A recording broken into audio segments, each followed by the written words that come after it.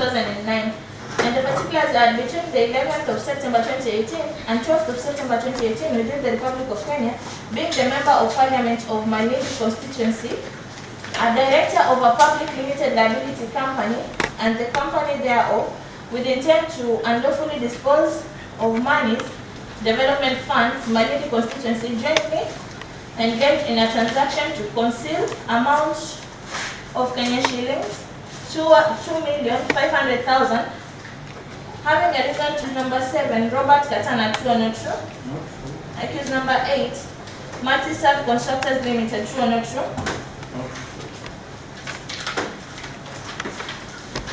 we have been charged with money laundering contrary to section 3B1 as read with section 16 of the Proceeds of Crime and Anti-Money Laundering Act 2019.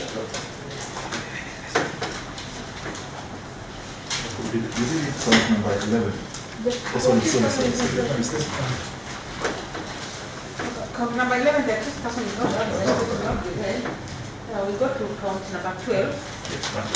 The particulars are between the 7th of August and 17th of August 2018 within the Republic of Kenya, being the Member of Parliament of Malindi constituency, a thereof, with intent to unlawfully dispose of monies received from the national government constituency development funds, Malindi constituency, jointly engaged in a transaction to conceal an amount of Kenya shillings 900,000, having reason to believe that the monies were proceeds of crime.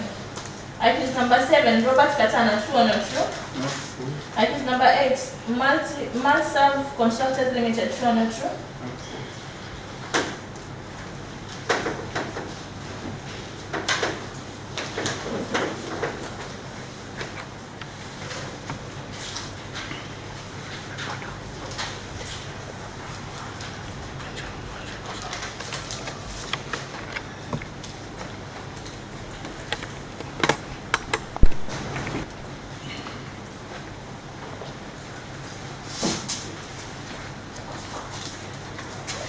A plea of not guilty is entered in respect of accused number 2, accused number 3, number 4, number 5, number 6, and number 8.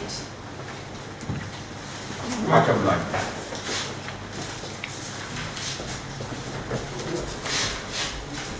And each accused may be released on bond of Kenya shillings 10 million with one short of a similar amount in the alternative cash bail of Kenya shillings 5 million Kenya shillings.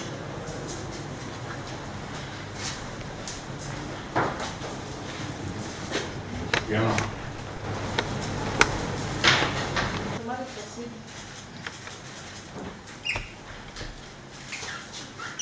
Well, the first accused person has not been served. We learned as her counsels yesterday through the social media that the DPP has approved her to be charged. That was around 7:30 p.m.